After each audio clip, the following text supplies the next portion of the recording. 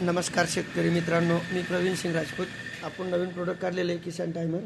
आता धावपळ कशाला, हेलपाटी कशाला, रातच्या बेरातच्या पाणी निघत असेल तर मग डायरेक्ट तुम्ही वेळ लावू शकता. आता ही लाईन फॉल्टी आहे, सिंगल फेजला ट्रायल दाखवत आहे.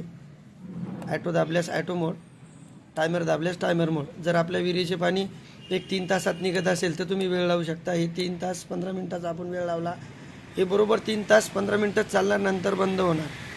तुम्हाला काहीच करण्याची गरज नाही. जोडणी करताना फेल नाव आल्यास लाल पिवळा आपसात आदला बदल करायची आहे. ही मधली वायर काढून टाकायची. एक काळा P2ला, एक ग्रीन P4ला, लाल पिवळा निळा मेच फेजमधून जे वायर येतात त्या फेजच्या वायरसोबत हे 3 सप्लाय टाकायचे वरती. सेटिंग एकदम सोपा आहे, कोणत्याच प्रकारची अडचण नाही मित्रांनो. काही अडचण आल्यास कस्टमर केअरला कॉल करू शकता. नवीन प्रोडक्ट आहे आपल्यासाठी. इथनं तो चालू बंद होतो पूर्ण, इथून ऑफ करू शकता, इथनं ऑन करू शकता. डायरेक्ट सेटिंगमध्ये तुम्हाला सेटिंग पण एकदम सोपं आहे. ॲटो मोड लावल्यास ॲटो मोडला राहील, कंटिन्यू लाईट आल्यास चालू होत राहील मोटर. परंतु तुम्हाला वेळ लावायचा असेल तर तुम्ही वेळ लावू शकता. हे बघा 15-15 मिनिटांनी वेळ लागतो मित्रांनो यामध्ये. ओके, आता लाईट नसतानाही सुद्धा वेळ लावू शकता. हे बॅटरीचं बटन दाबून धरायचं. आता यामध्ये जे 30 सेकंद दाखवतात हे मोटर चालू होण्याचं टायमर आहे. आपल्याला आता 3 सेकंद थांबल्यानंतर वेळ लावायचं आहे. हे बघा, आपण वेळ लावू शकतो. ॲटो लावायचा असल्यास ॲटोमध्ये पण जाऊ शकतो.